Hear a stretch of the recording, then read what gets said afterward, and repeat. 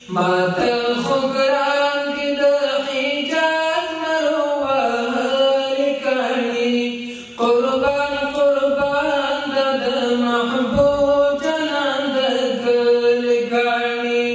د میدان وردګ پوهنې ریاست د ولایت په کچه د ممتازو زده کوونکو د ستاینې په پار غونډه ترسره کړه. یاده غونډه چې پوهنې ریاست کې جوړه شوې وه موخه یې د ولایت په کچه د ممتازو زده کوونکو ستایل او هڅول وو. په غونډه کې د پوهنې رئیس په شمول د ولایت مقام مرستیال والي امنیه قومندان په ګډون ولایتي مسؤلینو او سلګونو زده کوونکو ګډون کړی و. د پوهنې رئیس زده کوونکو ته په خطاب کې وویل شاګرد د خپل زده کړې ته متوجه سي، دوستي د هېڅ وخت ساتي نه او استاد د خپل مسؤلیت ته متوجه سي. د قیامت په ورځ به د دې ولس پوښتنه الله له ما کوي او په الله قسم که د ولس تر حق هېڅ چا ته ورکړي تر شخصیت ټولو خلکو ته ورکوي. نو خدای د استاد د قیامت په ورځ به د الله په حضور کې تر ګریوان ادا کوم چې له یوه شاګرد سره کار وکړي او په خدای شاګرد د الله په حضور کې به تر ګریوان ادا کوم چې یوه ورځ خپلات وکړي، یوه ورځ د استاد بهتري وکړي او درس ونه وایي.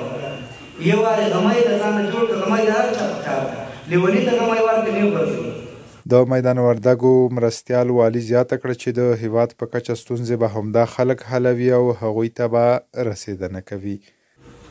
محترم نن الحمدلله د ویاړ ورځ ده، د ویاړ مجلس ده چې الحمدلله نن دغسې فارغان لرو چې دا به انشاءالله هغه کوم مشکلات چې په ملک کې وي هغه مشکلات به د دغو په ذریعه باندې حل کېږي. بلخوا د همدې ولایت امنیه قومندان زده کوونکي وستایل او زیاته یې کړه چې دې خلکو ته اړتیا لرو او د نظام او وطن په جوړونه کې به ورڅخه کار اخلو. دغه خلک دي چې په دې کې موږ دغه انعامات ورکوو او دغه سندونه ورکوو، د دغو خلکو انشاءالله ټول مهارت علي ته ضرورت لرو، احتیاج ورته لرو، کار به ځینې اخلو او دوی دې الله تعالی جل جلاله ته په سجده سي شکر دې ادا کړي.